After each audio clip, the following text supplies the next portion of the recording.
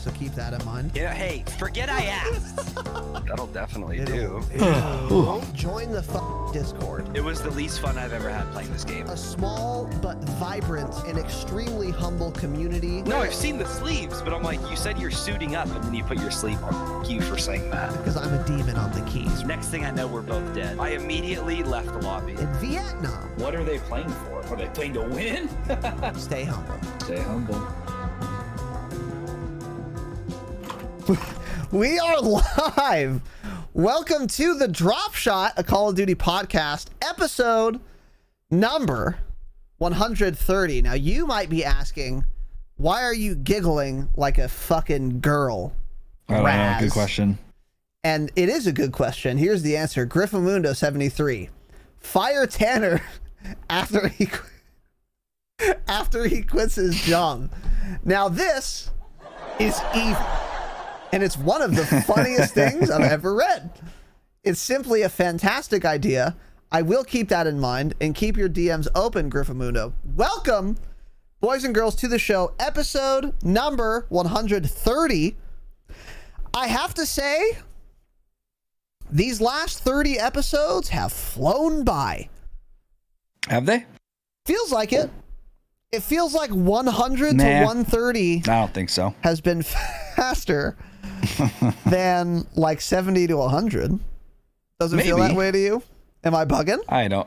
You're capping. You're capping for sure. That's cap? Is that cap? You're all cap. You're capping. Yeah. I watched a swag vlog today, so I'm probably going to be using his terms quite often again. Yeah. What was his? What was the vlog about? It was from like a month or two ago when he got his new Mercedes car. So he was saying capping a lot. What's the other guy's name that we like? J Smooth. J Smooth is in the video too. I fucking love J Smooth. Yeah. So I had a good little 10-minute video listening to them speak, and I loved it. So I'll probably be using those words going forward here. Nice. Yeah. What the Zoomer words? What the kids say? No cap. Yeah. No cap on a stack. Now. Finna, capping, joint. Yeah, I'm doing it all. Yeah, you know the vibes. Now, which is another one. What's interesting about that is you're super fucking old and shouldn't be using those words, right? Because you just turned 29 on Tuesday, and you are, of course, dying. Yeah. Have you gotten your rheumatoid arthritis prescription yet? Do you have a cabinet full of Pepto-Bismol and antacids in your cupboard in your kitchen? Actually, I've always had those. How was the, we had a Tuesday broadcast. We were experimenting with a format, which I think we're going to do going forward, which we talked about, doing gameplay streams in the daytime, in the afternoon, Pacific time, of course, instead of after the program. And we started that on Tuesday, which happened to be Tanner's birthday. I had a good time. What were your thoughts on it? We had a great time. Yeah, we hired, popular Twitch streamer Jake Down. We paid him an undisclosed amount to carry us to some wins. Yeah, he's under NDA, so he won't be giving you the numbers. I mean, the rumors were it was like under 10 cents a win or something, so we got 3 of them. So his payouts looking pretty good. Allegedly, but it's not for sure. We'll see. It's not confirmed. But yeah, it was fun. We had a few wins. We played well. Ton of support from you boys and girls. Insane, actually. A lot of birthday support, so I appreciate everything. And yeah, we had a really good time playing Verdansk during the day, and we both got off and we were like, holy fuck, that was fun. Yeah, that was so much more fun than playing at night. Oh my god, night and day difference. It's not even close. Actually, yep. Yeah, it more fun, which makes a better stream too. For like the viewers, I mean, obviously it was better for us because we're having more fun because we're us. But yeah, even for the viewers too. I thought it was a really good, cool idea. So a reminder, by the way, thank you everyone who showed up on Tuesday afternoon. If you didn't, well, fuck you. Fuck you, number one. Quit your job so you can watch live, number two. Or get a new one where you can watch live while you're being paid to work and not actually working, of course, because you're watching the broadcast. Also, follow the TikTok. Highlights will be up there. Daily uploads, supposedly. One up today, yeah. Okay, great. Awesome. Also, subscribe to the YouTube. Best of the month videos. Coming every month. And the last one was excellent. And we will be continuing that trend. And I must say, I had some simply demonic plays on Tuesday, right? Simply demonic. Yeah. We wouldn't know because I was streaming, not you, but yeah, buddy. Dude, I had a few good clips too. I had a little quad feed on a squad. That was nice. Did you with the Car 98? The good old carbine? Yeah. It was when it was getting close to the ending. We ended up winning that game when we were fighting that team at fire, and I called in a precision airstrike, knocked one, killed the rest of his 3 teammates, 3 shots, 3 kills, and then one of you finished the last guy that was selfing that I had originally knocked. Yeah. So yeah. It was. I'm a god king. I don't know what else. I don't know what else to tell you, dude. Yeah, I finally set up shadow play. And I was looking through some of them today. I was looking through all of them, actually, because I wanted to find one clip that I had a feeling I didn't fucking clip, and I didn't clip it, and I'm pretty mad. It was when we won in military base. I had a couple cute little plays, and I didn't get them, and I'm mauled. But it's fine. Whatever. Anyways, all of that is to say, next gameplay stream is going to be Friday, 12 p.m. Pacific time on the dropshot.com/live, of course. And we think we're going to keep doing gameplay streams for the foreseeable future. During the day. Yes, during the day. Yeah, sorry. Yeah. So just keep that in mind. Yeah. And try and be We'll still probably, honestly, once a week do a gameplay stream after one of the programs. Tonight, we're definitely not, because we're doing a gameplay breakdown. But Saturday, who knows? If it's a light episode and we feel like, dude, let's just fucking play. Maybe we'll play for a bit. We don't know. True. But for sure, our main gameplay streams will be in the day from now on. Yeah. Yeah, those will be the ones that are basically guaranteed. Whereas after the program, gameplay is not going to be necessarily guaranteed. So, anyways, most people are asleep by then, anyways. Yeah, that's true. Actually, that's true. Yeah, the East Coasters and of course the Europeans. Welcome to our new gold patrons, Canadian Carpenter, who is of course a new frog. He's a new frog in Twitch, and Gaming Boomer 84 Change It was kind enough to gift him a sub on Twitch. Fantastic, thank you for that. Again, Gaming Boomer 84 Change It. So welcome, dude, to the Twitch fucking list or whatever. And also, I was going to say community, but I refuse. And also to the much better decision on your part, the fucking Patreon, dude. Canadian Carpenter. Gunny Boy Gav, welcome back. Buddy, as a Goldie Blocks and the one bear or something, I woke up at 7. That's my excuse. Because my brother has a phone alarm that is literally a klaxon as if it was an Ohio fucking tornado warning. I'm not going to make the noise. It was good. It sounded loud in my ears. What? What do you sound? No. Are you guys in the same room? No. So is his bed off to the right? Show us the right. Is his bed over there? Is he sitting in the corner right now? Oh, I can't move. My floor is covered in shit. No, I'm kidding. It's not super clean, but it's not. I'm not a hoarder or anything. I'm just lazy. So I have to leave my door open because sometimes my shit dog Kierkegaard, named after, of course, the 18th century Danish existential philosopher Soren Kierkegaard, right? Boring. Wants to sleep in my bed. So if I leave my door closed, then he wants to get out and he wakes me up. Or I leave my door open and then he can walk out his fucking self without waking me up. But I risk my dumb shit brother having a phone alarm at 7 a.m. that is an Ohio tornado warning. And that's what happened. Interesting. We ran the risk, and hey, luck was not on our side. Sometimes is he not unemployed anymore? Doesn't pull to you, and sometimes your brother wakes you up at 7 a.m. because he's shit. Yeah, it's just fuck life. Your brother. He is gainfully employed now. Yeah, that's unfortunate for him. It's unfortunate for me because he woke me up. Yeah, actually, well, tell him to move out, get a life, right? Well, he was probably making more on unemployment because he lives in California, where they take a federal tax fucking board $800 annual LLC fee I pay as a small business owner. I get fucked so that we can send unemployment checks to healthy 31-year-old men like my shit brother. Right? That's the deal. Cool. So anyways. Awesome, actually. And Dirty Sanch, welcome, our new gold patrons. Much appreciated, boys. Patreon.com/the Dropshot. Bonus eps, gameplay breakdowns, weekly hangouts, and more. Check it out. A lot of benefits. And the gold patrons are entitled to many of them. However, the platinum patrons, in addition to being entitled to even more benefits, right? They're better people. They're worth more intrinsically as human beings, which we've, of course, talked about. Go Crazy Jax, Reverend Wade. Oh, we got a pastor and a reverend now. That's interesting. No, no shot. That's fake news. Can we start a congregation, dude? We could. Start a little congregation? I think we could. Yeah.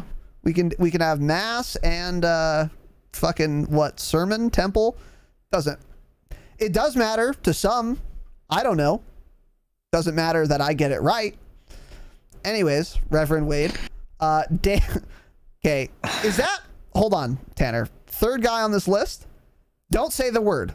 Uh-huh. I think that's a word that our parents might know, and it might not be great. Really? It's possible. Let me look it up real quick. I'm not sure. So I'm just going to be a little careful. No, I don't think so. It looks like it slang for San Diego. Okay. That's what I see. So we'll go with that. That's what it means, Twitch. Twitch, I'm 29. I feel like this is a slur. Maybe it's not. Patreon allowed it. So I'm just going to say it. Dago Manny. That's his name on Twitch, too, so it must not be. I guess It just hasn't been banned yet. What am I thinking of? Don't tell me. I don't know. Doesn't matter. I literally don't know, yeah. I maybe I'm bugging. I don't know. Anyways, welcome. And Kawasaki. That is... What is that? Is that a fucking motorcycle brand? Kawasaki makes everything, don't they? They make motorcycles. They make just about everything. Yeah. Cool. Well, what don't they make, right? Well, if you're the CEO of Kawasaki, let's bump that pledge up, Chief. Welcome to our new platinum patrons. Thank you, boys. Much appreciated. Also, Joey H. and Logan B. upgrading from gold to platinum. Let's fucking go, boys. Much appreciated. Very kind of you, my absolute kings and queens. Now, once again, patreon.com/thedropshot. You get a lot of benefits and shit. You can see details there. Or go to thedropshot.com. We got all our links up there. And no new Damascus patrons because you guys don't like us anymore. It's fine. We're not going. We're dying. We're dying, right? We're dying. And no one likes us anymore. Yeah, it's COVID-19. We have to isolate ourselves and self-quarantine. Severe, just crippling depression. And it's your fault because we didn't get any new Damascus patrons because you hate us. So just keep that in mind. And the blood. It's probably because they're all back at work now and they're making less money than on unemployment, so they can't afford Damascus now. True. They're all back to their shit jobs. Yeah. So when it eventually happens, the blood is of course on your hands. Now, reminder. Okay, we send out a little tweet. We send out a little Patreon announcement.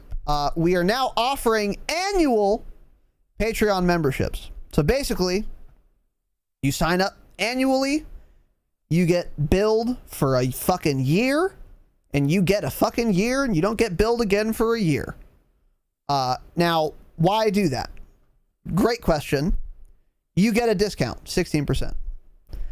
Now, that's like almost 2 months. It's 1.92 months. And that's the maximum Patreon allows us to give you a discount for. Now, that implies we would give you even more of a discount if we could, which we, of course, wouldn't do. So let's be clear. We would have done a flat 20, I think. 20%. Okay. Sure. We'll go with that. but 16% is the most we're allowed to do, and that's what we're doing, right? So many of you have been patrons for a year plus, and you know, a lot of them. Yeah, and if you want to save money in the long run, get the discount. It's worth it. Just free real estate, guys. Free real estate. So that's an option now. Whether or not you're an existing patron, you can either convert to annual or you can sign up annually, obviously. And it, again, gives you a discount. That's the biggest benefit by far. Or if, you know, you want to reduce your tax liability, that wouldn't matter, I don't think. So I don't know why I said that. The goddamn franchise tax board has me in a blender. And fuck Newsom and fuck Garcetti. How about that? Well. And fuck the franchise tax board. So crazy. Anyways, that's an option now. Speaking of which, shout out to Grim29, combat veteran, MRE sender or something. Sender, I guess yeah. We could say that. He's sent MREs. He's eating MREs too. He's eating MREs. He's eliminating the bad guys, as it were. Easy TOS. Hey, he's a combat veteran, dude. Yeah, I know. So hey, if you're shooting me, you're a bad guy. Twitch hates the vets though, so relax. Okay, well, any vets in the chat? Yeah, Twitch is an awful website. And also Giant Brain Haver, our first ever annual patron at fucking Damascus, dude. Let's go. Let's go. I got a little notey that was like, oh, Grim just edited their pledge to fucking 3-digit number. And I was like, Jesus Christ, did he just win the lottery? And then I realized, oh, it's annual. Okay, nice. Well, let's hope he messed up and he's paying that every month and didn't realize it. That'd be good too. We will, of course, hope that happens. Absolutely. And turn off all banking notifications to your cell phone, text message, email. Turn them all off. But also, thank you. Very much appreciated, dude. Giant Brain Haver. D-Rock, our first annual platinum fucking joiner or something. Thank you, brother. Love you. Appreciate you. And Nick Can 86, the pastor, the reverend and the pastor just fucking getting involved, dude. They're tithing. The pastor and the reverend are tithing right now to this program. Nick with an annual fucking Damascus membership. Let's go, boys. Much appreciated. Thank you, boys and girls. Sorry we're shilling so hard, but again, saves you guys some money if you're going to be around for a year. What is better for us, annual or monthly? I don't know. Hard to say. If you're here for 12 months and you pay monthly, you lose more money. So I guess that's better for us. So, but annual's good too. Because then we can pay the franchise tax board because we have some liquidity for their annual $800 filing fee. Even if you're a little upset about that. It's crazy. You're a little upset about that, buddy. Fuck the franchise tax board. How about that? Well, they have to pay for the 3 pieces of 8.5 by 11 white paper that you use to fill that form out. So yeah, it's about $800 worth. Yeah. They have to pay for the exceptional school lunches we provide in our public education system, which is sterling. So yeah. Anyways, yeah, I don't know. Also, Panic Man Walters earlier today with the Twitch Prime offline. Much appreciated, dude. Thank you very much, buddy. I got one too. Mitch, thanks for the offline tier 1, dude. Appreciate that. He did that like right when we were going live, actually. So Mitch, I appreciate you, buddy. Let's go, Mitch Koshka, dude. Thank you, brother. Much appreciated. And with that said, that's pretty much it for announcements. Not sure what we're doing Saturday, but we'll figure that out. So anyways, yeah. Tanner, anything from you? Nope. Okay. So if you're listening for the jingle, here the fuck it is, dude.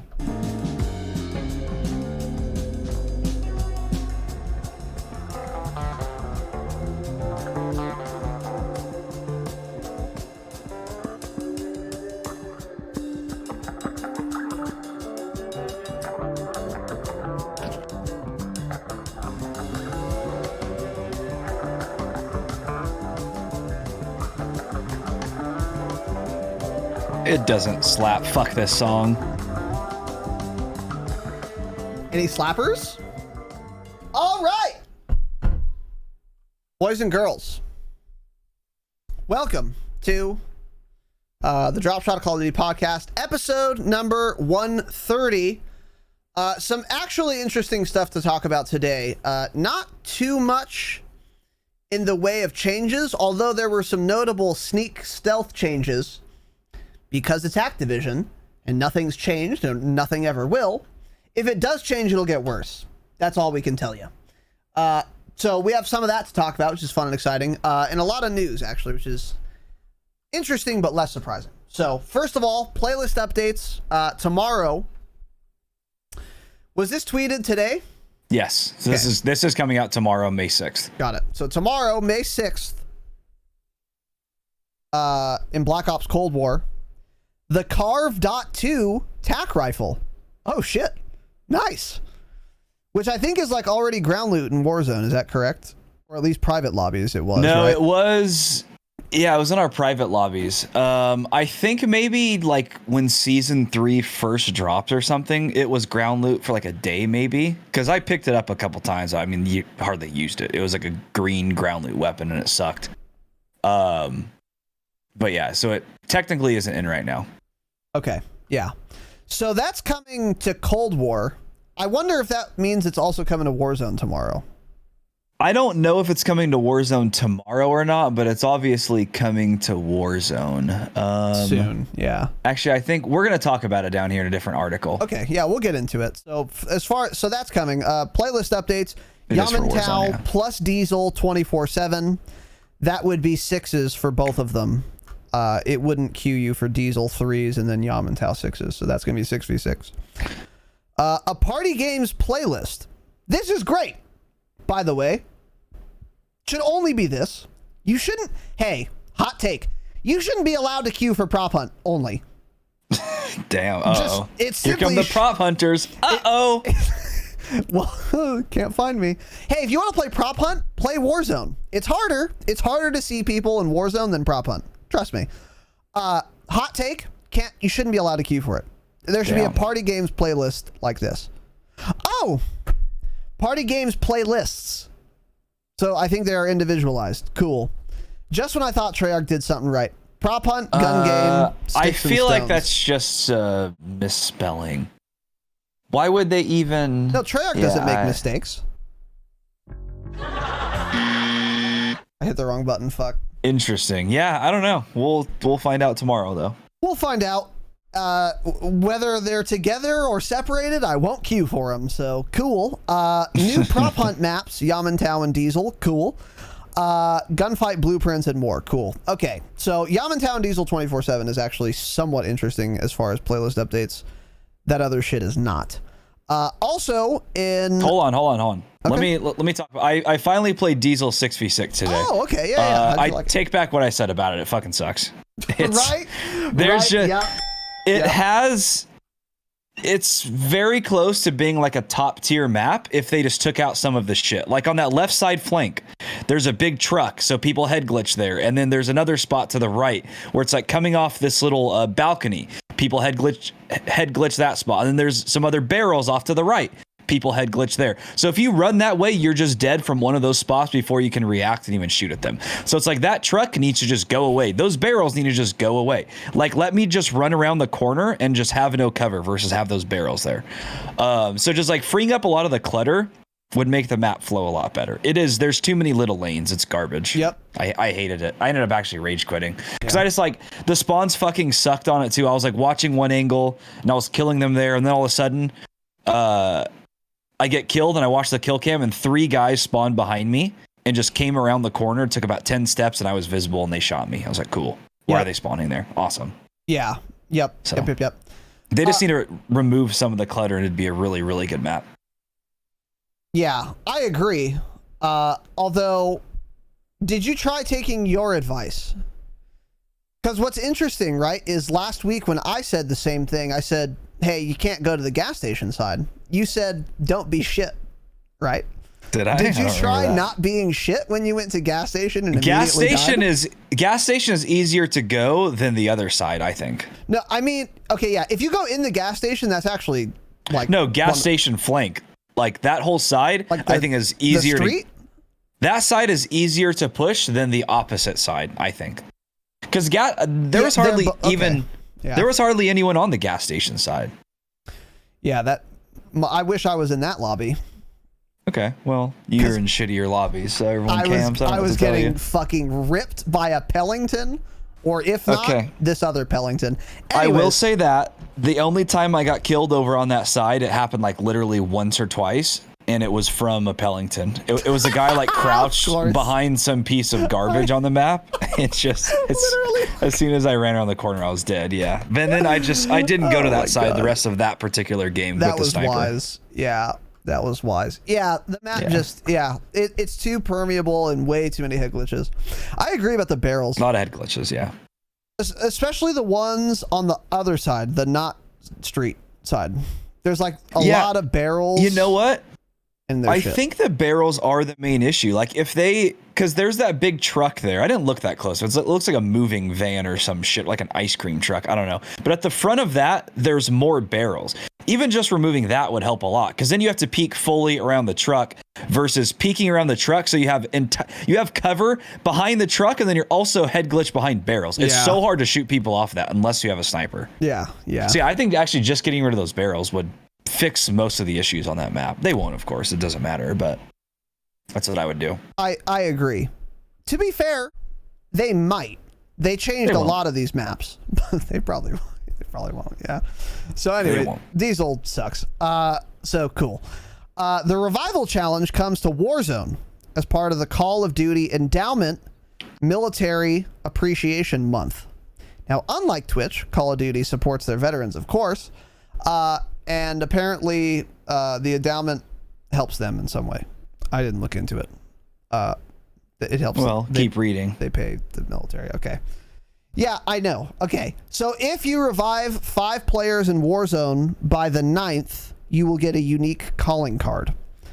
And then Activision will donate $1 United States to the endowment fund, which I don't know what it does, but it helps vets in some way, for each player that completes this challenge. So that's cool. Revive 5 players by the 9th. It's an interesting challenge. I guess it's fun. I think it's kind of thematic, like, you know. It's the easiest thing to do. Everyone's going to get it, basically. Yeah. Yeah, exactly. Yeah, so that's cool. I bet Jukies and Aiden got their endowment pack that game where you shredded them and gunned Aiden down. Yeah. You think? Probably. Totally. So, yeah, everyone was very excited about this. And Bjorn clipped it and put it in the Discord. Join the fucking Discord, of course. The Dropshot Clips channel. It just says Razadon. That's the title of the clip. Cool. If you watch the clip, it's from Aiden's point of view. And he, like, kills some dude above me who's on a 3rd team. And then he's walking down the stairs. He's, like, half health. And he has 1 plate. And of course, I shit on him. I'm full health. Ready. I hear him. And I destroy him. Not because I outplayed him. But he just walked into me weak as fuck. You outplayed him. You killed him. I murdered him. Yeah. Let's stop being humble. Go watch the clip. He was full health. Insane. He knew I was there. I didn't know he was there. He shot me from behind. I was 1 shot, and then I just snapped on him and like a demon. Yeah. Like I'm on demon time, and I killed him. I did do that. Yeah, I did do that. So that was fun and exciting. Apparently, there was a fucking tournament going on at the time we were queuing. Yes, there was. It was like a 2v2 kill race thing, right? Yeah. So like a $30,000 tournament, I think. And that's just an awesome time to run into that lobby, right? When they're doing a tournament for 30,000 United States dollars. But there's no skill-based matchmaking. It was totally a coincidence, even though it's the most played game on Earth. Yeah. Crazy. You just so happened to match against Aiden, yep. Just a super coincidence. And Huskers and many, many others whom I cannot remember. So, shout out to skill-based matchmaking. Now, on the patch notes. As far as official patch notes, very little to talk about. In fact, nothing, apparently. the one patch note we have here is the nuke in the background of Verdansk is now gone. It's gone. The sub note is that's it for patch notes written by Tanner, authored by Tanner. So yeah, sounds about right. Shout out Tanner. Shout out to Tanner, friend of the pod, for now. That's again, I'm not super surprised by this. Season 3 is still pretty new. And I believe they did already fix the invisible buildings, which is good. I do not believe... they didn't. Oh, wait, invisible buildings are like getting in the walls? Well, invisible buildings I think they fixed. Getting under the map and then fucking people's asses, I do not believe and they in fixed. Walls everywhere? No, that's not fixed yet. Yeah, so they, knowing Activision, they're going to release Season 4 in 4 months, and that won't have been fixed first. That's my guess. Yeah. So we'll see. But that's not fixed yet. But I think the invisible buildings are. So, cool. And now into hidden patch notes, which is the more interesting topic here. First of all, True Game Data released some videos, which we will, of course, be discussing. The first one is, I think this was a mistake on Activision's part. So, like, we've talked about the MAC-10 had, like, a gallantry blueprint that did, like, that had less recoil or did more damage, or both, than the regular MAC-10, hashtag pay to win. Before that, there was the EBR blueprint, which did more damage than the regular EBR, even if you had identical attachments. Interesting.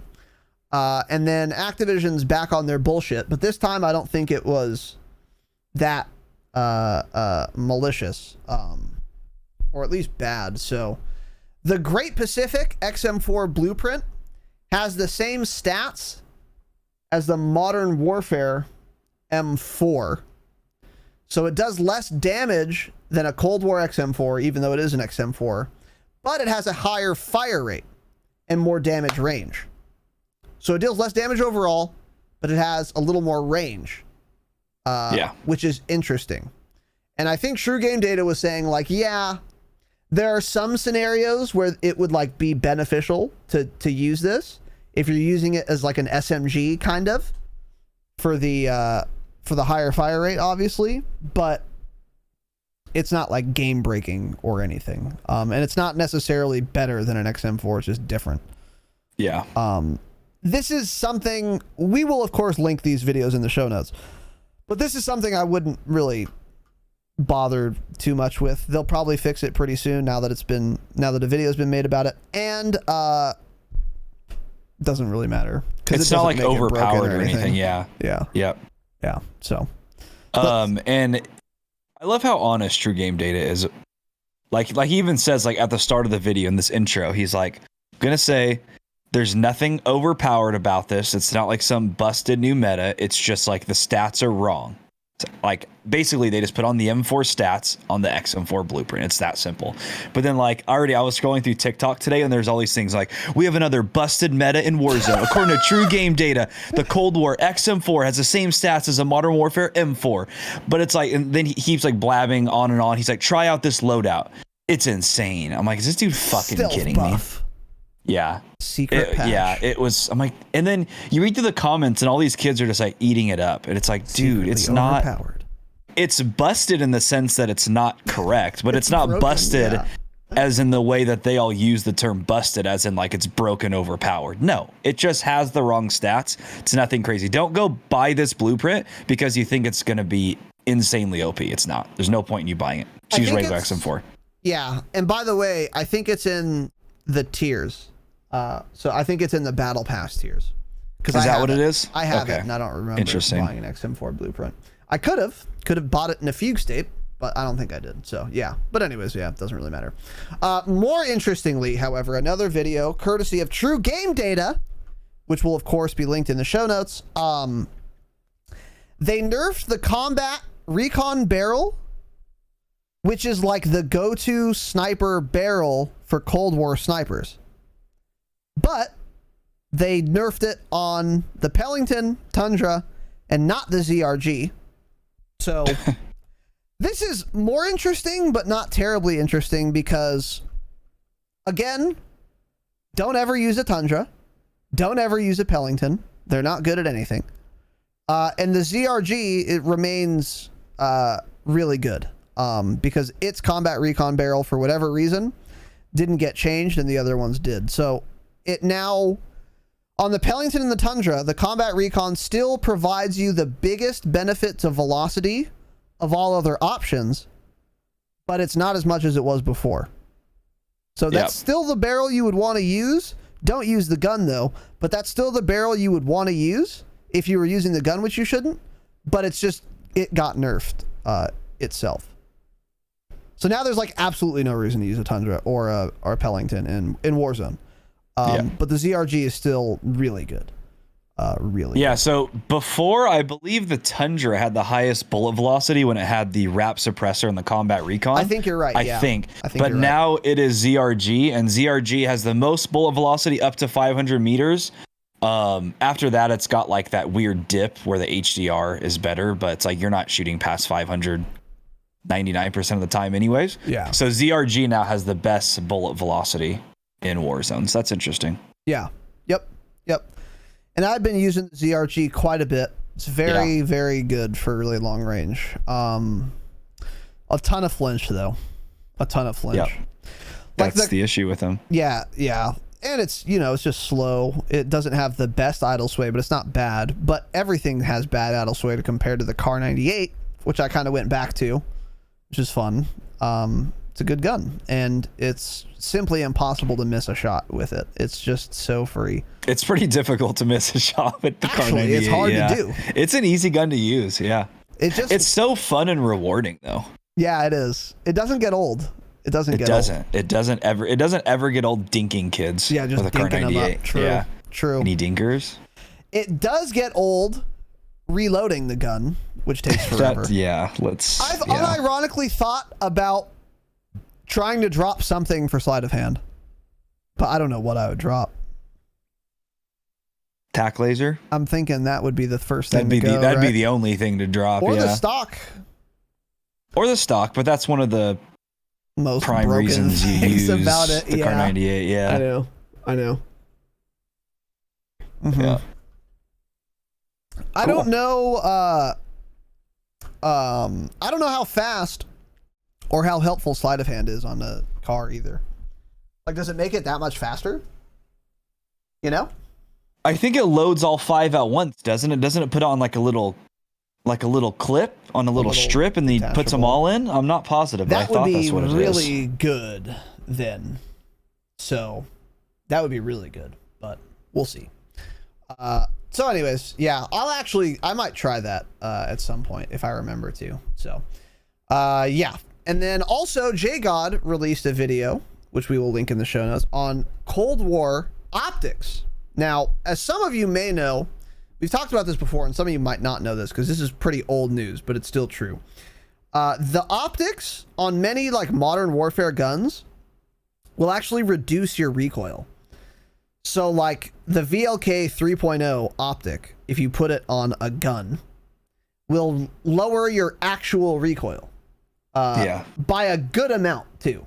Not just visual, actual recoil. Yes, exactly. Not just visual, but actual recoil, which is super interesting. And for the Cold War optics, that has not been true, which is one of a number of reasons why no one's really using Cold War assault rifles unless they're using them as an SMG.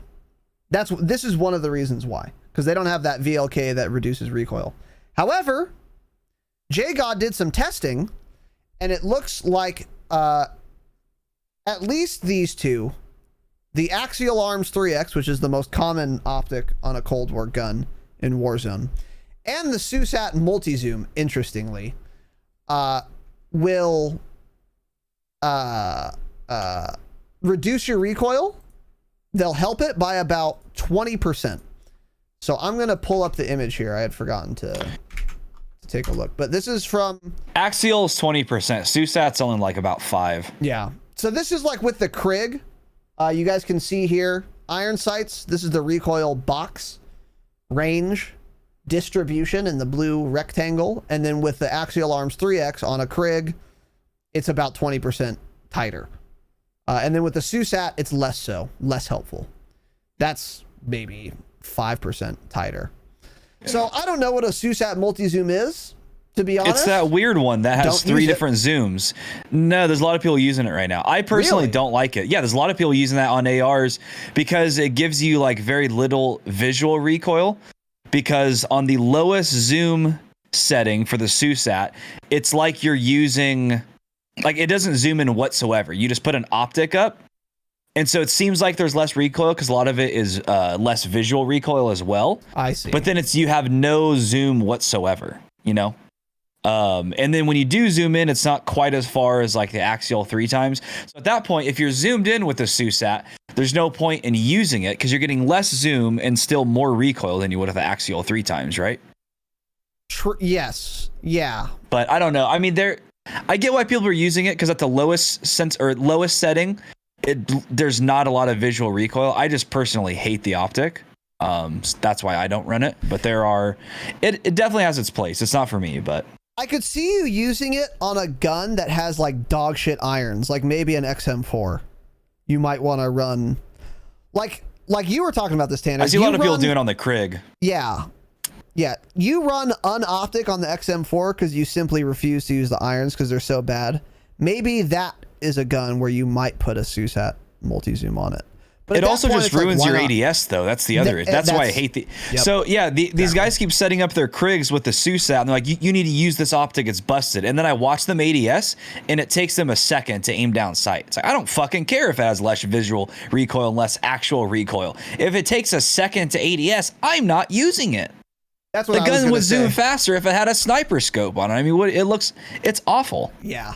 So it's not for me. But again, I understand certain situations or certain guns, people like it. Yes, exactly. But more importantly, again, 3X, way more common, and it helps with recoil apparently a lot better. This was just testing with the Krig. He also tested the Stoner, so it appears to be working on at least 2 guns. I expect it's global, that it'll help your recoil on every gun that you put it on. Stoner wasn't the same though. Stoner didn't have the same like 20. Do you have that image? I don't have the image, but Stoner helped less. Yeah. Yeah. Stoner was like a far less than 20%. It was more like the axial was only like 5%, like the SUSAT was on both of them. Yes. So I think it probably is global, but they're like for every single gun, it's different. I'm thinking maybe it's for every weapon class, it's different. But it could also be for every individual That would gun. make the most sense if it was just class. Yeah, but who knows? Who knows, indeed. So that's interesting, though. And let's assume, for sake of argument, that the Axial 3X always increases actual recoil on all Cold War assault rifles. Does that make any Cold War AR better or possibly meta in Warzone above and beyond an MW AR once the AMAX gets nerfed? Are you saying with an axial? Now that axial helps recoil just like VLK does. I don't think so. It doesn't. It's just... I actually feel like this is something they have to do since that scope zooms in so much. Now, a better fix would be to correct its zoom level or either change the name to Axial Arms 8 times because it's not a 3 times optic, right? Yes. So it's either change the name of it so we're on the same page that it's not a 3 times optic, or just make it zoom far less. So it's like they kind of have to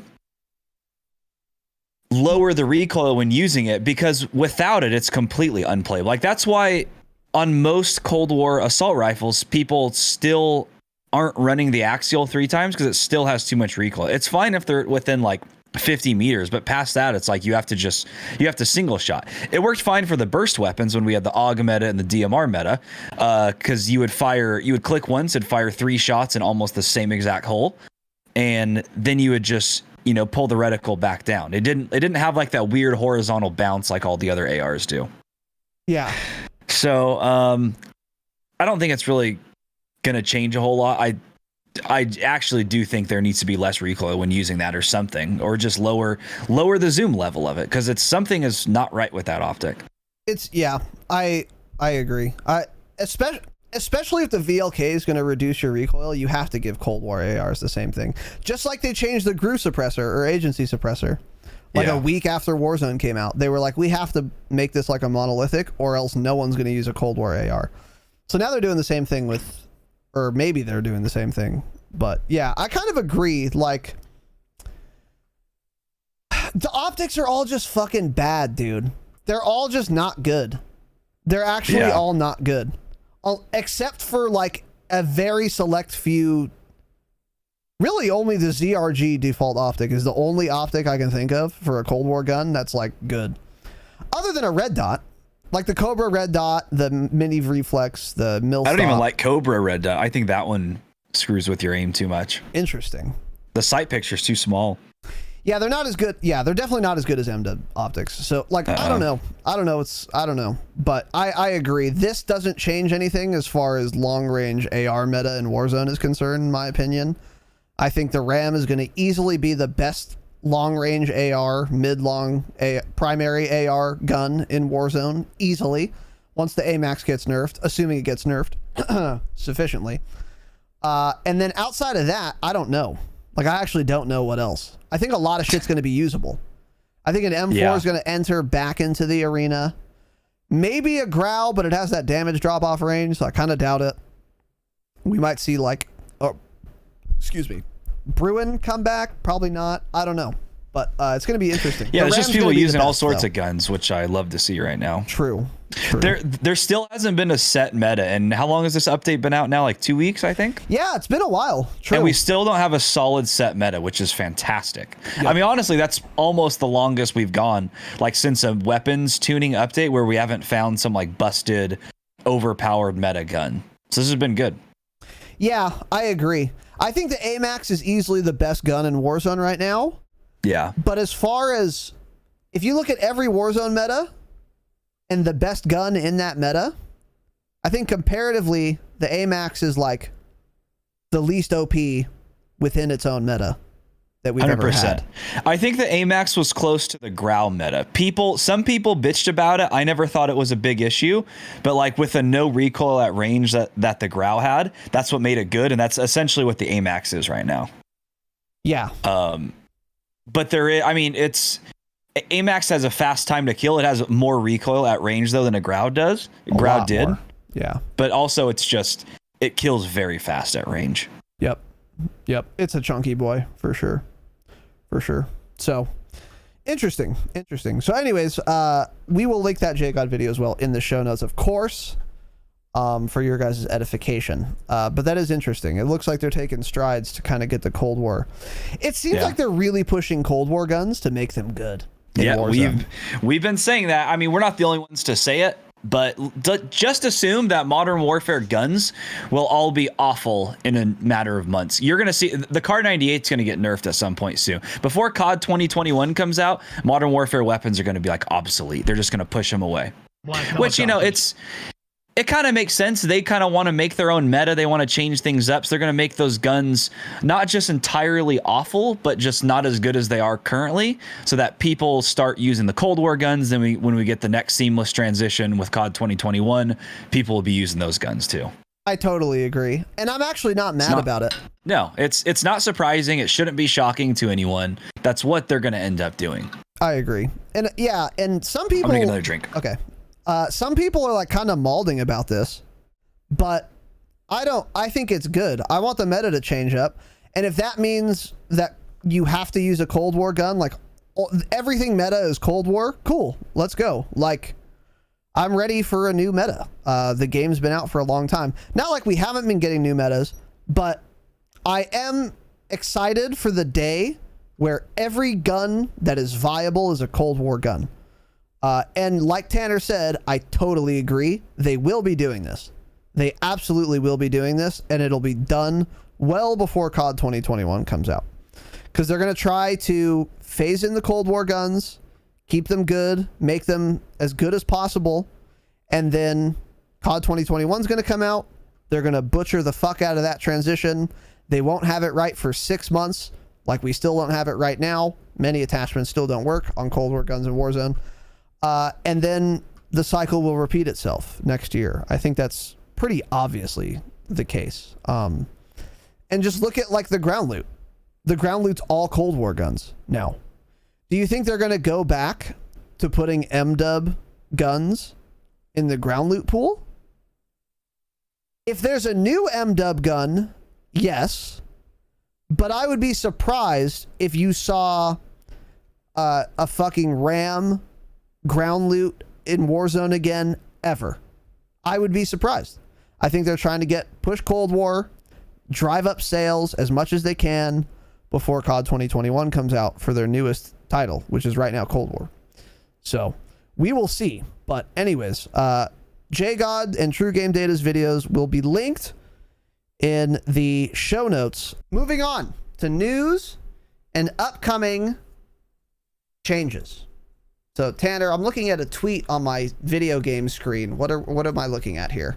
Or this is from last week. I don't think we talked about it. A lot of you have probably already seen this, but this is a tweet from Charlie Intel last Wednesday. A recent survey sent out by Activision states that a fast travel system using red doors is coming to Warzone.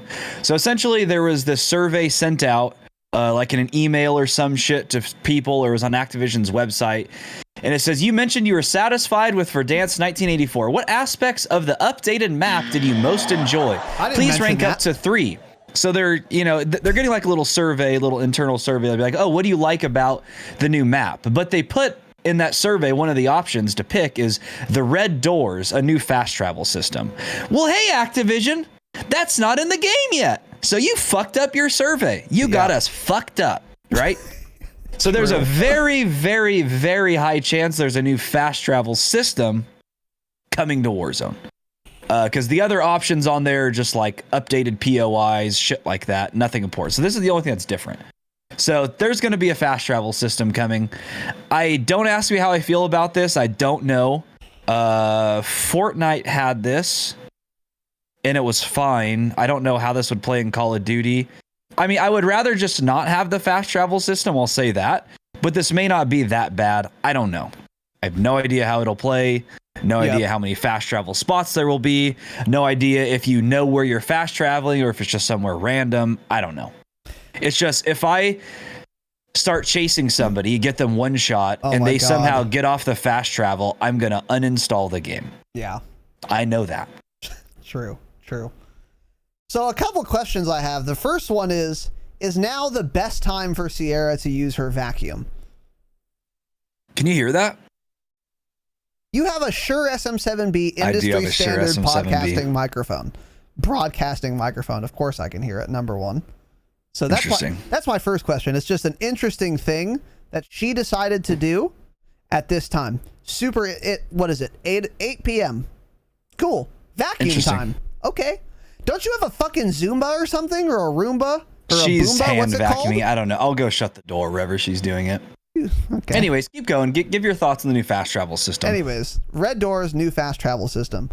One idea that I just kind of thought of is, what do we think of having this, but it costs money to use? Is that good? Is that bad? Is it neutral? I think the idea is interesting. We've been playing, I've played some Escape from Tarkov, as has Tanner. And this is kind of what reminded me of that. Because some of the exfils, which is a type of fast travel, I guess, are only accessible if you pay up. And I'm thinking, would that be a good idea to have as a fast travel system incorporation into Call of Duty, into Warzone? And how much would it cost? I don't know. But I think it's an interesting idea. And I also don't know if it would reduce the number of times people use it, which is good. Because I think maybe having fast travel would be sort of kind of cool. No, I don't know. Oh my God. Wait. Oh my God. I figured it out. Okay. Okay. No. Actually. Hold on. So we're going to get here in a second. We're talking about, which is this next thing. There's probably a Rambo character coming to the game, blah, blah. It's 80s. Okay. Back to the Future. Wasn't that in the 80s? It was. Wasn't that an 80s movie? Yes, That's it. This new fast travel system, they're going to start adding in 80s shit like that, starting with Rambo, and then we're going to get Back to the Future fast travel. It's really that simple. That's what we're getting. It's going to go along with their theme, because all of a sudden the map got blown up, and then we went back in time.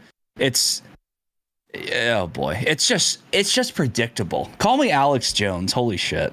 Black helicopters. I don't like them putting chemicals in the water that turn the friggin' frogs gay. Shout out to Clip Alex it Jones. and ship it. That's what's happening. Clip it and ship it. Clipped and shipped. Yeah, definitely. Red Doors is like, that was like in the Cold War campaign too. Yeah. It was like the Red Door. Did you ever complete the campaign? Oh, not only did I not complete it, I never pressed the button that said campaign. Got it. Because I don't care about the Call of Duty campaign. Sorry. Do I have a Call of Duty podcast? Sure. Do I care about the campaign or the storyline? Couldn't give a fuck. No. Yeah. Ask me if I care about the Red Dead Redemption storyline. Of course I do. Call of Duty? Stop. Let's stop pretending it's a good storyline. I don't care. I just play the multiplayer. I don't care. That's of course true. That's a fair opinion to have. I'm not mad at it. But yeah, the Red Door is like a plot device, or at least it's in the plot of Cold War. So yeah, I don't like it though. I don't see a benefit of it. Hey, the only benefit maybe is like if you land way outside zone, you can like get in faster. This might mean there's going to be more action because fewer people are just dying to gas because they're fucking dumb, I guess. But like you said, if you chase someone and then they just fucking teleport away, like that would be really cancerous. Oh, it'd be awful. Yeah. What do you think of requiring money to use it? What do you I think of that'd be idea? fine. I don't know. I'm thinking of a price. I don't know what it would cost. I would think it'd have to cost like 5,000 or something at least. Somewhere between like 5 and 10,000. Like not as much as a loadout, but more than getting a teammate back. That's what I think. Interesting. Yeah. I don't know. But I will say this: don't count on it actually costing money, listeners. The subway didn't cost money. Subway also killed you every time. So it's actually just pretty likely it won't. It probably won't cost money. Actually. Yeah, I don't think it'll cost money. I also don't think it'll work. Last one never worked once. It never worked as intended. It'll fast travel you to the area deepest in the gas, and you'll be dead within seconds. That's actually real and true. I hate Activision. The subway fast travel system, literally, not for a minute did it work as intended. It never worked as intended. It's crazy. And then they said, "Fuck it, we're done. I'm done trying." Cool. Nobody ever even used it either. Ever. No one. Yeah. Yep. No one, not a soul, because it simply didn't work as intended. It's just insane. So anyway, that's coming, which is, I'm not excited about it at all. I don't think it's gonna, I think it's possible that it's done well, but I don't even know what that looks like. How do you do a fast travel system well, where people aren't cheesing it and running away from you? I just don't get it. So that'll be coming to the game, certainly. That's an Activision internal leak from Activision, so that'll be coming. And then, yeah, this next tweet you kind of referenced here, Tanner. What are we looking at? Yeah, so Call of Duty tweeted something out earlier. So now they've been doing that Warzone report thing where you can tweet at them and do like hashtag Warzone report. So they did this one. They fired off a tweet from the official Call of Duty account. They said, "Does anyone know Survivor John? Number 1009062. Their Warzone report is a sight to be seen." And it's got, their kills, KD ratio, all that jazz, games played, hours played, etc. And I saw this, and even somebody posted this in the Discord. They're like, is Call of Duty calling out a cheater right now? And I was like, what? That's funny that they'd be calling. It's odd they'd be calling out a cheater that has never died in the video game, but even more odd that their KD ratio just shows infinity, right? Yeah. It's not. It doesn't show the actual KD. I'm like, that's weird. I'm like, huh? Yeah. I'm like, and how is that even possible? So that was weird. I was like, that's funny though. So then a couple hours later, Charlie tweeted out, Call of Duty's tweet appears to be teasing the addition of Rambo as a character to Warzone. So Rambo's total kills, I don't know how somebody knows this. Credit to Eric Maynardle. Eric Maynard the second. Is that what that is? I would assume. I need a bigger monitor. Yeah, I need to get off my 16-inch monitor. Just kidding. So apparently Rambo's 552 kills. Eric, I don't know how you know that. Watch less movies. There's 5 total Rambo movies, which it says this character has 5 games played. Oh. And his hours played is 7 hours, which is the approximate runtime of all 5 movies, apparently. Mm-hmm. So that's what they're saying. It's teasing the addition of that. And then a little bit later, Call of Duty basically confirmed it. Somebody sent them a tweet about a week ago. It says, hey, Call of Duty Warzone is set in the 80s. How about adding some 80s action heroes into the game like Rambo, Terminator, Chuck Norris, and the A-Team? Call of Duty responded to that tweet today after that other one with that little, what is that? Describe that face for me. Describe that little emote they used. That's the thinking. That little emoji. The thinking / pondering emoji. Where It's you the put thinking emoji. Yeah, he's like. Yep, he's just pondering. So dude. Call of Duty all but confirmed that a Rambo character in some sense is coming to Call of Duty. Cool. I also don't care. Exactly my thoughts. The more interesting thing is the business side of this. They're like franchising the Rambo or licensing Rambo's likeness. Not Pretty surprising when you look at what Fortnite has done with licensing. Fortnite, I'm pretty sure, has done stuff with like. Haven't they done shit with like a major Travis Scott? Haven't they done something with like a major shoe company too, like Nike or something? I could be wrong, but Fortnite has done the same thing. So I think this is something we'll just see going forward in gaming. And also Activision has made so much money. They have the money to buy whatever rights whoever made Rambo. Want. Yeah. Yep. So it's pretty cool. It's cool. They do, of course, have the money. I think so it'll be what, like M60 blueprint probably? Isn't that what he uses? Some of the movies, it'd probably be an M60 blueprint. I'm calling it. Yeah. Huh. I think it was Sylvester Stallone who wrote the script for Rambo. Not sure. Well, he was the main character. He was the main character. He's also juiced to the gills. Yes. It'll be a M60 blueprint. You heard it here first. Again, clip it and ship it. I'm just a god. I'm an insider. I work for Activision. Black helicopters. Well, the Dropshot LLC would like to retract that statement, and we will, of course, edit that out to not face Activision considerable legal team. Now, interesting. Rambo character, again, don't really care.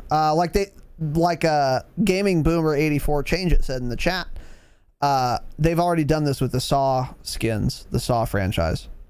The difference there is that Did they call it Saw though in the name? Mm-hmm. Did they? Okay, got it. So, and Texas Chainsaw Massacre too. The difference is the combined licensing fee of all of those is probably less than the Rambo franchise. Yeah, for sure. I'd be surprised if that wasn't the case. Rambo is just a giant movie.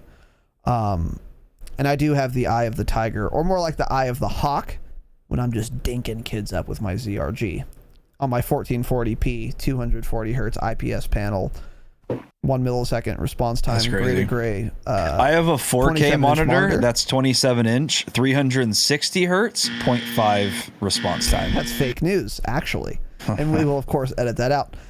So Tanner, just like he doesn't have dark matter, which I do, he also doesn't have a 1440p monitor. It's just interesting. I just thought I'd point it out. It's crazy. Yeah, Rambo's coming. Cool. Would they ever incorporate that in the storyline? Again, I don't care about the Call of Duty storyline. I don't either. So but probably not, because they didn't incorporate Saw, obviously, in the storyline. So they probably won't. Yeah. No, I don't think so. It'll just be a character. Yeah. They know they'll sell a shit ton of it, right? If they make Rambo, I'll buy it.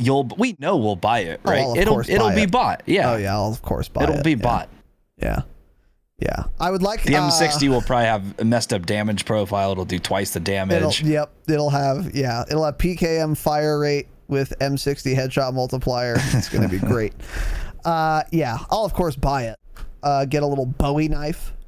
Maybe they'll sell a store bundle for Rocky too. Maybe I can, or not. Or maybe not. Get a melee weapon. It's just boxing gloves with cement in them. Yeah. Just fucking get that. Yeah, that Call of Duty lunge. Yeah, get Commando Pro. Punch someone from Commando 12 feet Pro away. jab, and he's one shot. Yeah. Okay. Cool. Cool. Also, there was a is this not what this is about? Oh, this is a Cold War weekly briefing. I'm going to pull this up on the broadcast here Tanner, there's really not much other than my notes I have written there. Okay. It was just, again, talking about mostly the CARV.2 burst rifle, which will come out tomorrow. It'll be unlockable via an in-game challenge. We don't know exactly what that is at the time. This briefing, by the way, says Warzone and Cold War. So I don't know if this will come at the same exact time into Warzone or if it won't work till like later in the day or on Friday maybe. I'm not sure, but either way it'll be coming to Warzone. So this is how they describe it, by the way. High bullet velocity, offering powerful damage, solid recoil control, and a large ammo pool from the start. Ooh. What are your thoughts on that? Sounds like it better be slow as fuck or it's going to be insanely busted. Yep, that's what I said. So I said, yikes, God, I hope this isn't busted and we go back to a burst meta. I feel like they've learned their lesson at this point, and the gun will probably just be ass. I mean, the last two guns that were released, the PPSH and the K31, have been awful in Warzone. That's a fair point, actually. So, I don't know. Maybe they figured it out by now. We went through a burst meta for a while. They've, that's gone. So hopefully they know. But, yeah, from that little sentence there, it doesn't sound great. But at the same time, if they're going to put a new weapon in, they have to say something good about it. I mean, they said something along those lines of the PPSH, like an insane fire rate. Yeah, of course. Quick reload. True. They said something like that too. Yeah. So they're just throwing words out there. They don't. Whoever wrote that doesn't actually know what the bullet velocity is. They've never right? played the game. He has 10 hours on Warzone in the last year. Yeah. But yeah, so who knows? My guess is this won't be overpowered and it probably won't even be usable. Can you imagine they write like, oh, the new CARV.2 tac rifle coming to Warzone, boasting an unimpressive damage range, disgusting recoil that's basically unmanageable, honestly, and an awful sight picture. Don't buy the bundle. Can you imagine? Yeah. However, dude, the gray ground loot that I've used maybe 4 times felt pretty good. The no attachment fucking this gun felt pretty good. Obviously I didn't use it much, but it felt decent. Especially for a no attachment gun. I remember it had like no recoil. Now, to be fair, that's with irons, so it'll feel different obviously with zoom. It also had like no attachments, so it didn't have any like barrels that were added recoil or anything like that too. Yeah, that's true too, but the ground loot felt pretty good, so yeah, I'm nervous, but hopefully you're right, and they did learn their lesson. But I'm not super excited, or maybe I am. Cool. It's just so hard to balance in Warzone. We've talked about this, but yeah. So it'll be unlockable via an in-game challenge, and we don't know what that challenge will be, or you can just pay for the bundle, get it that way. Yeah. So we will cool. We will be seeing that tomorrow, actually, which is going to be interesting. Also, SBMMWarzone is back. The website, SBMMWarzone.com. We covered this on this program. Did we? We did. No, just like the first website. Yeah. Yeah. Yes. Yeah. The existence of the first website and it getting shut down. So there was a website you could go to, SBMMWarzone.com. And you put in your handle and it'll show you some stats. It'll show you your KD, your fucking, win percentage, gulag, all that dumb shit. And it'll show you your past matches and how good everyone else was in the match. And then it would place you in like a division. So if the average KD was like 1.2 in your entire lobby, it classified that match as a Diamond 1 lobby. And that's like what people used all the time, Tanner and I included, because we would even say like, oh, this is a bronze lobby. So what that meant was SBMMWarzone.com. When we go there after this, we're going to click on that match and it's going to say bronze 5 because everyone was shit and the overall KD was just like really awful. Yeah. That's where that came from. Activision allegedly, some say, we don't say this, but some say Activision Molotov'd the servers in France of SBMMWarzone.com and the website was shut down. But now they're back as WZStats.gg. change it. Let's keep the .com, guys. Come on, grow up, right? It's fine. WZ we stats, almost did the Dropshot.gg, so very close. We were very close, but we're dying, so it wasn't appropriate. So we used the Dropshot.com, which should of course be your homepage if you're listening.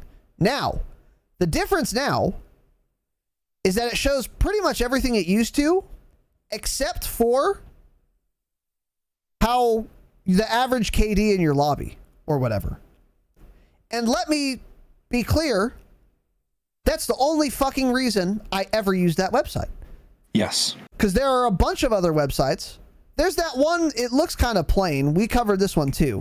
It's like green and white. Yep, WZRank.com, which has better stats, way better analytics. It has graphs and charts.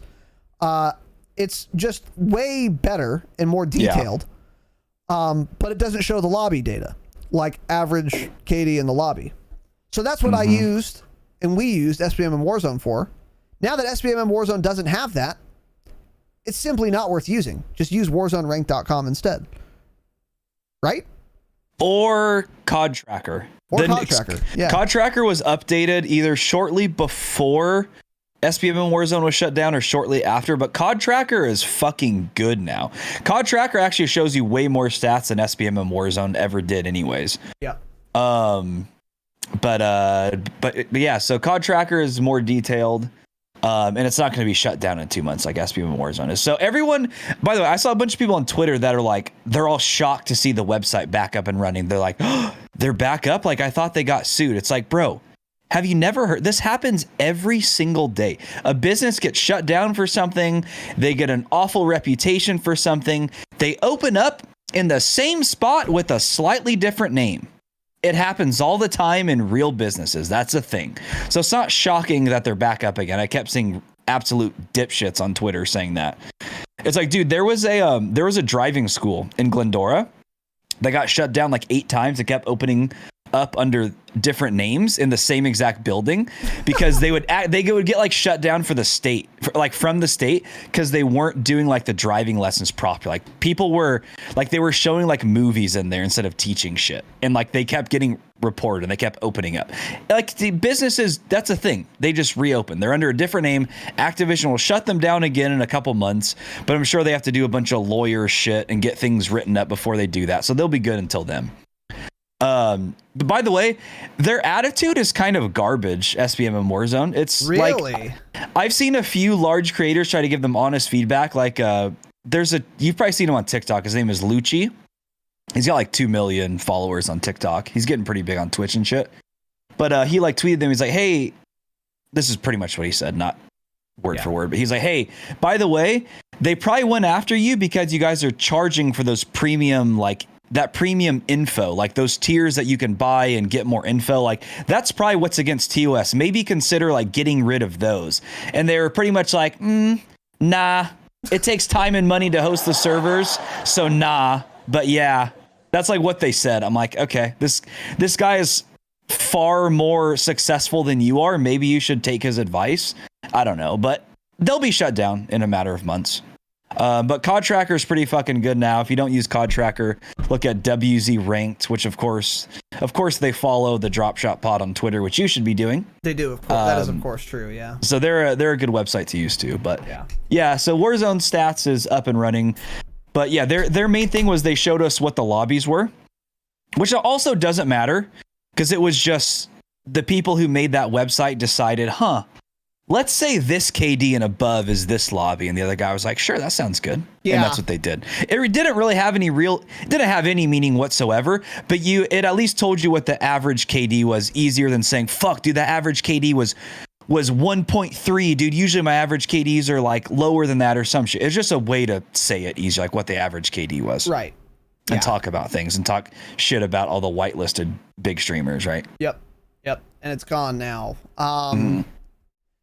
It's weird. I wonder why they took that out. Maybe they think, or maybe they know that that's why Activision was molding. No, that's what they also said in that tweet to the guy. They were like, Activision has never said that's the reason. But they've also said in other tweets, Activision never gave them a reason. So you don't fucking know what the reason is. Yep.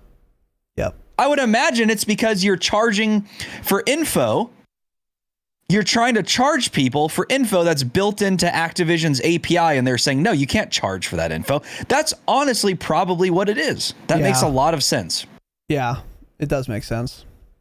Yeah, we'll see. We'll see if they get shut down again, which seems like it's... Well, they will either way, yeah. Literally, the only thing they've changed is they just remove the name of what the lobby KD is. They changed Bronze 5, and it just shows the average, KD. Though. It does. Oh, it does still show the KD. Oh. Yeah, they just got rid of those words. Oh, the classification. Oh, that's interesting. Yeah. Okay, well, maybe there's some reason to use this then. Okay, well, that's good to know. But yeah, COD Tracker does the same thing, though, anyways. Oh, it does? Oh, then then why would I ever use this website? Yeah. And COD Tracker gives you way more detailed info on like everything else too. Way more detailed, actually. Yep. True. Oh yeah, it does show average KD. There you go. Yeah. Okay. Well, anyways, that's back up. So keep that in mind. Also, this was I saw some tweets about shit like this. How COD 2021 is getting a lot of resources thrown at it. And I guess the first of that is this Toys for Bob change it. Fucking change it. Supporting Warzone. Imagine your company being named Toys for Bob. I'm sure it has some cute meaning like Bob died or something. They wanted to name it after him. I don't care. Change it. Yeah, true. They've been around since 92. The article said, change your name.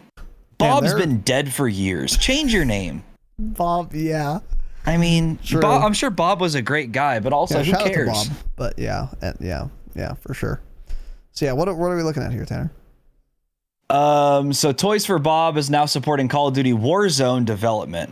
So they've been around since 92. Apparently they were popular from the Skylanders franchise, which of course I've never heard of. So let's remove the word popular there because I've never heard of that game. Or this dev studio. And they also worked on the Crash Bandicoot games, like the most recent one. Okay. So they'll be assisting Raven with Warzone for the time being. But what's interesting about this more than anything is now every studio under the Activision umbrella is working on Call of Duty in some capacity. So Raven, Infinity Ward, Treyarch, High Moon, Beanox, Activision Shanghai, Sledgehammer, Demonware, and now Toys for Bob, which is of course a change it, are all working on Call of Duty.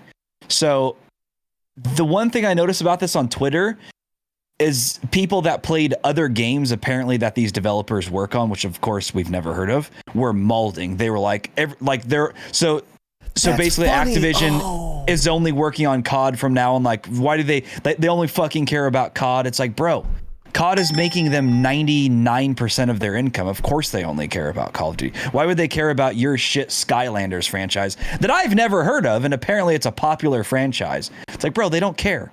Actually, that's fucking funny, dude. Yeah. So every single studio under Activision is now working on Call of Duty. Holy shit. So we talked about a similar phenomenon quite a while when Warzone came out. We were like, oh, well, Warzone's successful. Guess who's getting fucked? Multiplayer players. Yeah. Yeah. That is, of course, true. And it's never been more true, in fact. But now, in addition to Six's players getting fucked because Warzone's so popular, apparently every Activision game is also going to get fucked. Do you think that Activision would take fucking a dozen of its development studios and have them all work on having good 6v6 maps in COD 2021? Because I don't. I doubt it. I fucking doubt it. It's all because of this Warzone game, dude. It's all because of Warzone. Yeah. And this is also what we talked about.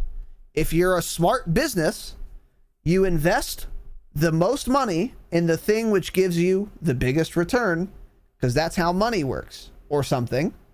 And that's what they're doing with Warzone. Yeah. They're putting all their money, all their time, all their energy into this. Now, here's the real interesting question. Do you think that all of this extra attention on just Warzone is going to lead to Warzone actually being a better game than it would have been? So, great question, by the way. I don't know about you, but a development studio named Toys for Bob, I can't imagine they're gonna come in and just fix Warzone, right? I can't imagine I'm gonna log on Monday morning and Toys for Bob have solved every issue in Warzone that's been there for the last year and 2 months. I don't know. I guess I'm just not that optimistic, but I don't think Toys for Bob is gonna save Warzone. No. That's an excellent point. Yeah, thanks for trying though, Bob. But yeah. Shout out to Bob's Toys, but let's be clear. I agree. If anything, you know what I think this is going to mean? A lot of things. One thing I think this is going to mean is even worse communication with the community and patch notes. And there's going to be more oversights and more dumb mistakes. Yeah, that makes sense.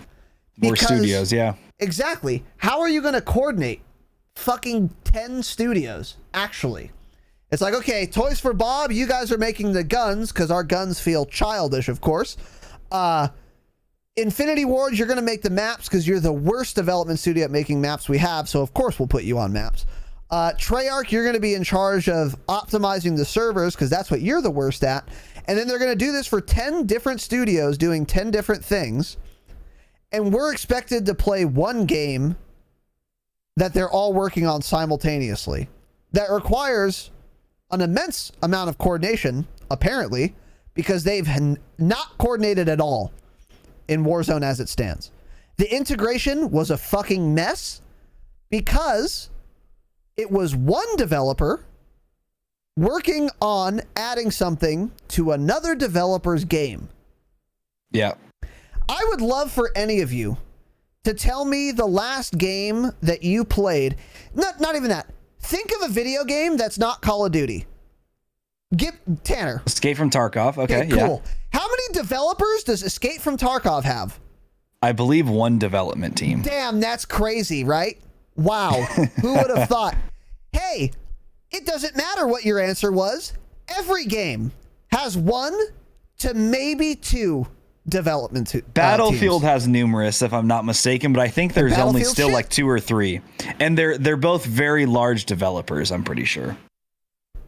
Yes, and Battlefield shit.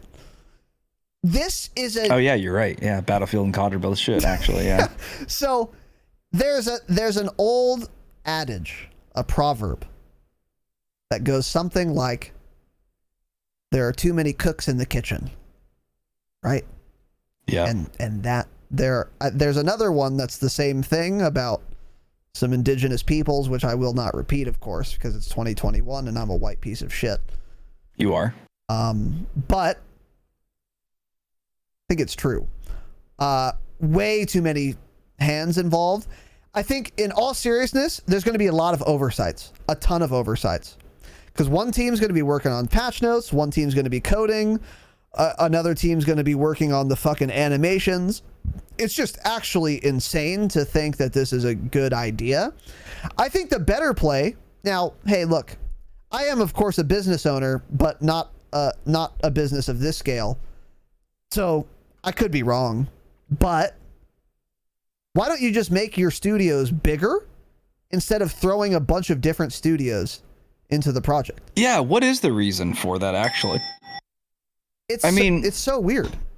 If I had to guess, Toys for Bob would be of more use working on COD 2021, which I'm sure is at just a disaster of a state right now, right? True. Yeah. Warzone isn't bad right now, so I hope Bob and his toys don't come in and just ruin it even more. I don't know. Yeah. I don't know. Toys for Bob should dissolve, but yeah, I agree. I don't think this is good, though. I don't think just throwing developers at it and money at it is necessarily going to make it better. I think the store will never be more optimized, but nothing else. So, yeah, actually. So we'll see. Very interesting. Also, pretty unsurprising. 2 things here. One is pretty unsurprising. One is so unsurprising that I almost don't even have to say it. But I'll do it anyway, of course. Activision confirms that Sledgehammer Games is developing COD 2021. What's interesting is that's one development studio. Warzone's getting 10. But Sixes is going to get the attention. No, there's usually more working on multiplayer. They just don't ever even say it. Yeah. It's probably going to be one companion team, maybe two. Maybe like Demonware and Beanox or something. I would say, there's that. Besides Sledgehammer, there's probably 2 to 3 more that are doing work on it. Yeah. Yep. By doing work, I mean making the game worse than I'm sure it already is. Yeah, of course. Sledgehammer is making COD 2021. Nested in that statement, by the way, is this shocking revelation. Okay. There will be a Call of Duty title this year. What? Damn, that's crazy. Wait. I thought the Call of Duty this year was Modern Warfare 2 remastered, and they were skipping COD this year. Yeah, Isn't that what that dipshit on 4chan said? I think it might be, but he was wrong. Isn't that crazy and surprising? Oh my God. Are we really not supposed to believe what people tweet out and say like that? Fuck, I thought they were always right. Damn, that's crazy. Most of the things on 4chan are, of course, true. The 5G towers are possessed. I don't know what they say. Yeah. Yeah. Hey, obviously, there's a COD 2021. The frogs are gay, for sure. The frogs are actually gay, hermaphroditic. Yeah. To be precise. Yeah. There's an actual, really, that's what Alex Jones meant. Like, I don't know, some chemical in the water was making them hermaphroditic. Very weird. Doesn't matter, of course. Call of Duty 2021 will come out, and Sledgehammer Games is making it. Now, someone in chat was asking us a while ago, do you think it'll be more arcadey, like Cold War, or more like realistic, like MW 2019? And I think, so when Sledgehammer is the lead dev, but it's running on the MW engine, I think the lead dev is going to be far more important as to how the game feels than the engine it runs on. And therefore, I would say it's going to probably be pretty fucking arcadey. Yeah, I agree. Every Sledgehammer game has been, and I'm here for it. What are your thoughts? Yeah, Modern Warfare 2019 Game of the Year edition felt a lot different, and we probably won't feel that same type of game again until Infinity Ward's next title in, I guess it'll be 2022, or it'll be 2022. So yeah, I'm thinking it'll probably feel like more like Cold War, if anything. Arcadey, kind of shit movement. And it's gonna be a disaster because it was all in COVID. It's gonna be awful. And it's gonna be a disaster because Activision doesn't really care about multiplayer anymore. They care about Warzone. That too. Yep. For so many reasons. I'm not kidding. I think COD 2021 might be the worst Call of Duty of all time.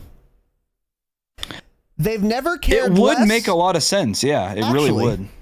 They will have never cared less about multiplayer ever. Very true. And actually a factual statement, by the way. Yeah. That is a fact. That's real and true. And also, this will be the Call of Duty game that had the most development time when employees were jerking off and watching titty streamers while they worked from home because of COVID. Yeah. For those two reasons, I would be surprised if it's not the worst Call of Duty of all time. Actually. Yeah, so in like 3 months when like the whole CDL fanboys are like, dude, fuck Cold War, and they were all saying they loved it at the beginning of the year, and they're like, dude, fuck Cold War, I'm ready for the next COD. Just stop. Just take a step back, relax, think about what you're saying. The next COD will be worse than Cold War. I think during COVID, they don't care about multiplayer anymore. Don't expect anything great. Will it be somewhat playable? Yeah, probably. Will Warzone be getting all the attention, all the resources, and just, be their prime game? Yeah, their little baby, their perfect little baby. Their perfect little baby. Of course boy. It will be. Yeah, it will be. He's the youngest. So don't expect, if you're getting excited for COD 2021, that's cool. Change it. You're more optimistic than us, but also don't be, because it won't be a good game. Yeah. My advice is if if you're like a diehard Call of Duty multiplayer like gamer, my advice to you would be to learn Warzone, because it's not going to be the year for you, Chief. Maybe COD 2022. That's probably going to be a fucking nightmare too, though. COD 2023, I think, is going to be the next COD game that has a chance at being decent. I think it's the opposite. I think iDubbbz's next title will probably be fine. But COD 2022 is probably in development, probably has been in development, right? Since literally probably when COVID started is when development started on that. True, yeah, true. But it's also going to have to integrate with Warzone, because that's when Warzone 2, I think, is going to come out. So maybe you're right. Maybe you're right. Maybe you're right. I would agree. I think you're on something. Yeah. Yeah, and I haven't been excited for the next COD pretty much ever. So same. I'll just roll with Warzone. Yeah, I'll just roll with Warzone for now. Yeah. Now when Warzone starts getting inevitably awful, like what happens to every game eventually, Fortnite was ruined. When that happens to Warzone, I don't know what I'm going to do, because I'm not going to go. Hey, if Warzone died this year, see you later, Dropshot. I'm not playing Cold War full time. See ya. Sorry. I'm just gone. You're doing the podcast alone. Cool. So thank God Warzone is here for me. Cool. Yeah. True. I agree. I mean, for sure. But the thing is, multiplayer would be better if Warzone didn't exist. But very, very true. Yeah. Yeah, which we've talked about. But yeah. So it also sounds like we will be getting a reveal soon, and it's going to be releasing in fall of 2021. How much later? Remember we covered that it would be like revealed later in the year. Yeah. So this must be like what, late fall? Like October, Well, November? so last year, so I think the two CODs, actually, I believe this article said it. The two CODs before, did they post it here? No, I don't think they did. I think the reveal will be late, is what it's sounding like, similar to the Cold War reveal. Because usually they were happening, I think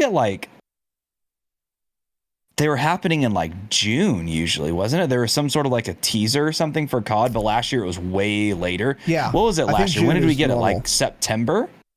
And then the game, like late September, maybe when we got the game in November. I don't know. It was early September.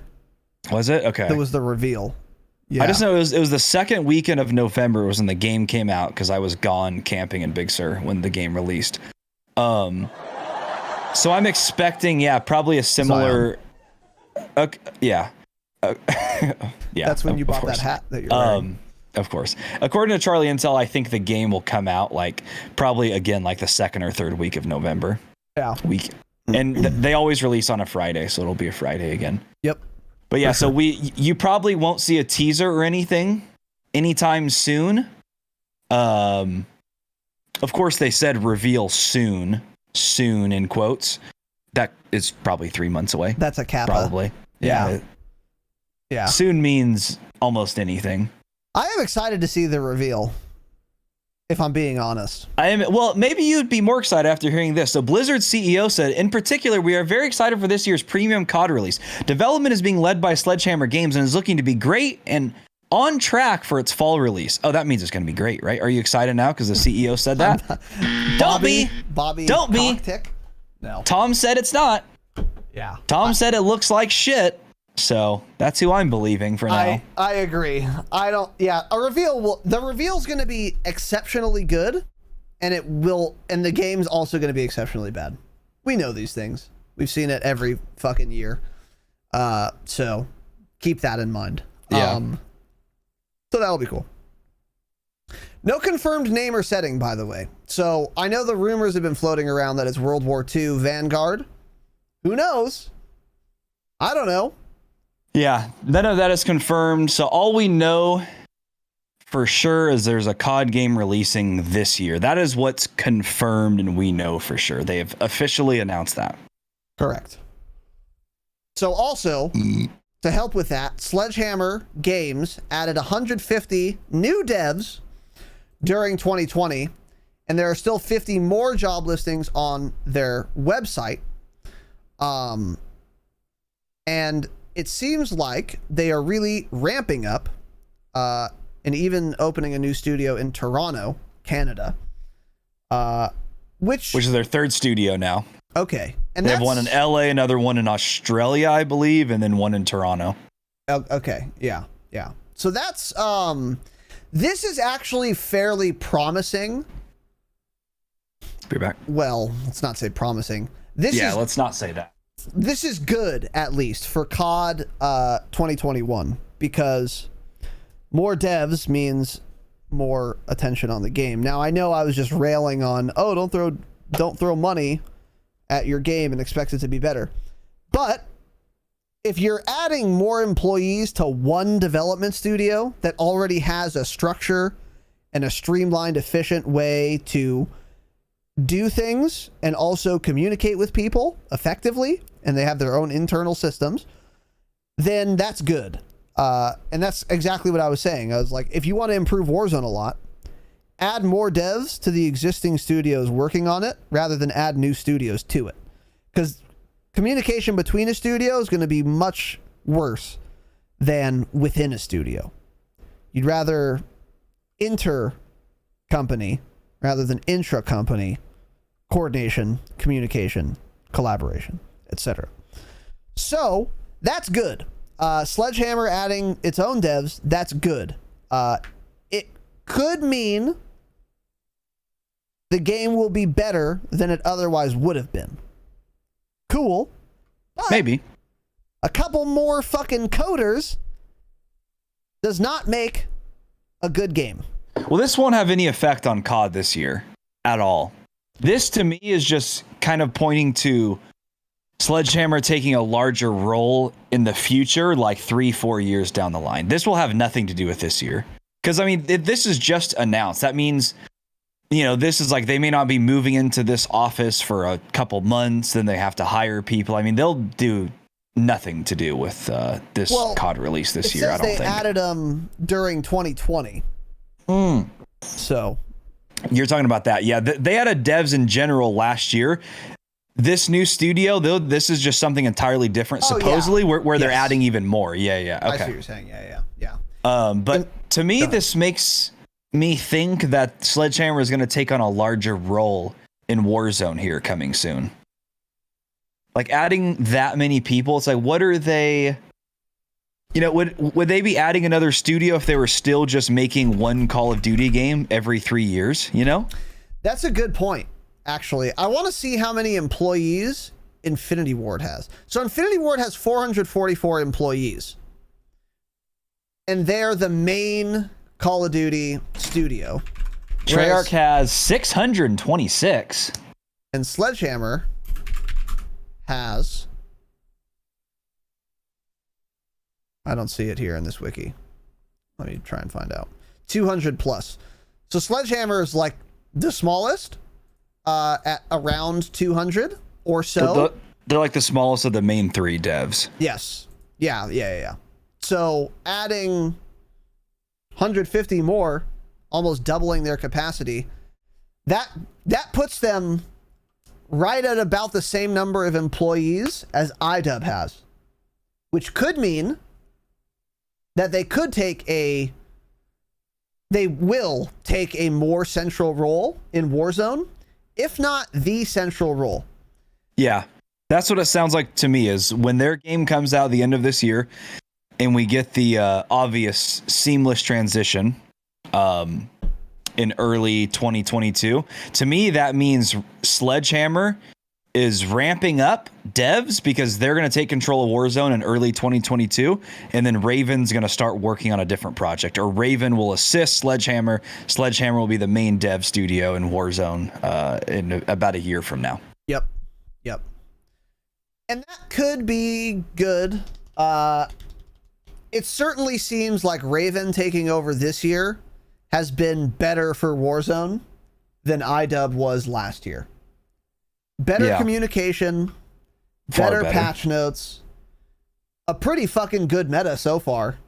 I mean, they made some mistakes, that let's be clear, but so maybe Sledgehammer's even better than them. Maybe we have a decent game in Warzone next year. I'm down to try, to run it. Let's see. We'll fucking see. But that is very interesting. And yeah, it puts them like on par as far as at least number of employees with all the other dev teams. So that's cool. Yep. This next is a full statement from Rob Kostich. Was there anything interesting in this tweet? No, view? it's pretty much just talking about how Warzone will be integrating still in the future. Warzone is their main point of focus going forward. And that he of course said, the fans are going to be really excited about what we're working on. Cool. What are you working on? Tell us. Adding Rambo to the game? Cool. Yeah. I retweeted this morning, twitter.com/Razanon, at Razanon, of course. Follow. And the Dropshot pod while you're at it. And I read the whole statement. I had read it. And what was interesting to me, but unsurprising again, and we talked about this earlier, he mentions COD 2021 once as an aside, and the rest of his statement is all about Warzone. The entire focus of the statement is on Warzone, and they mention COD 2021 once, and they're talking about it as a compliment to Warzone. Now, this is kind of beating a dead horse at this point, but again, guys, Warzone's their focus, not the next game. The next game is an expansion pack for Warzone. It's a $60 DLC for Warzone. That's it. That's it. Do not expect a good game next year if you just want to play multiplayer. Maybe it'll be good for Warzone. I doubt it. At least for a couple months, it's going to be a disaster. But maybe it'll be good. But the game itself will not be good. They're not focused on it. The CEO statement says it, and all the evidence points to that. So just keep that in mind. Yeah. The other thing said that was interesting is that he also noted that Sledgehammer Games is leading for this year's release, of course, and that they as a studio are stronger than ever. So again, I think that's pointing to more things down the line, that Sledgehammer will have a pretty big role here probably next year, next couple years with Warzone in mind. Yeah, agreed. So also Activision Blizzard, plans to hire over 2,000 new developers over the next year, including tripling the size of the development teams for Call of Duty. This, again, it's not for Call of Duty, actually. It's for Warzone. It's for Call of Duty Warzone. This points to me, to our theory, our working theory, that Warzone 2 is on the horizon. And they're getting a fuck ton of devs so they can do it. Not terribly surprising to me that they would be doing this. You know they're already doing things. Like, people are probably thinking we're dumb for talking about Warzone 2. They're undoubtedly working on some future form of Warzone right now, without a doubt. I mean, look at what we talked about last week. Warzone 1, they began planning in, I think, early 2017, it said, late 2017. And then that game came out in early 2020. So it's like they're already working on the next title, for sure. Maybe that's what Sledgehammer's doing. Maybe that's what they're hiring for. They're just going to be working on the next Warzone title. Who knows? Ooh, interesting point. Yeah, it's possible. And the reason they're doing that is this. Activision Blizzard generated 1.34 billion United States dollars in revenue from microtransactions across all of their games in Q1 of 2021. That's 3 months. $1.34 billion, by the way. So just for context, dude, a million seconds is like 8 days or something. A billion seconds is like 900 years. So a million and a billion, real far away. Real far away in terms of scale. Yeah, 1 million seconds is 11 days. Okay. 1 billion seconds is 31 years. There you go. Yeah. Yeah, I don't think any human, unless you're a top 10 wealthiest person in the world, can understand truly how much $1 billion is. Like, you hear it and it's like, oh, they made $1 billion. Like, damn, that's a lot of money. But it's like, no, that is so much money off of microtransactions alone. In 3 months. Granted, this is across all of their games. A ton of that is probably COD Mobile as well, because that game is probably makes a shitload of microtransactions since it's a little mobile shooter. Yeah. Because they probably have like a bunch of microtransactions that are like, you know, cheap, like 99 cents, $1, and you whatever. get a lot of money for that when you have a giant player base. Yeah, true. Yeah, so that it's probably a lot of that. But yeah, 1.3 billion in revenue just from microtransactions in Q1. Insane. Again, Q1. It's fucking 3 months. $1.3 billion. Fucking crazy, dude. In only microtransactions, by the way. We talked about how much money Cold War made in sales in its first month, and it was just shy of 700 million. That is 40% less than this. Now, granted, that's 1 month versus 3, sure, but 1.34 billion in only microtransactions. Goes to show you how much debt is our country in? 20 trillion. That's inconceivable. Yeah, the money is just fake, made up. Of course. It's just made up. Yeah, it's just fake. There's no such thing. So join the Patreon. It's fake anyway. Yeah. What in microtransactions alone? It's just absurd, and this is because of Warzone. This is why their business model is working so well. Microtransactions. You fucking play Warzone. It's free to play, so they suck you in. They say, hey guys, we won't take your money, I promise. And then they say, hey, look at this cool new Rambo skin. By the way, it comes with a blueprint that works better than the fucking regular gun that you could just unlock by playing. Oh, maybe I should buy that. Oh, that's so cool. 1.34 billion in a quarter. So again, if you think they're going to focus on sixes, you're fucking wrong. You're catastrophically wrong. Cold War sales do not push microtransactions. Multiplayer sales or whatever development doesn't really push microtransactions, but free-to-play games, those push microtransactions. We've been seeing that model for a decade or so now, and Warzone got on board, and they are fucking making that cash, dude. They're raking it in. So once again, Warzone will be the main focus. Yep. And then last thing we want to talk about tonight, Activision Blizzard CEO Bobby Kotick, per an SEC filing, which is of course the Securities and Exchange Commission. I don't know what that means, but I know what the SEC stands for. But I don't know what a security or an exchange it doesn't matter. Or a commission is. I know what some of those things are. By 50%, they're a regulatory body for like the stock market or something. Like a security, I think, is like a stock or something. I don't know. Ask fucking Mullet. Bobby Kotick agreed to cut his salary by 50% for 2021 and reduce his annual bonus as well by 50%. He's also no longer taking his incentive bonus, which was worth 200 million United States dollars. So we had covered Poor this guy. He's probably have to sell a house.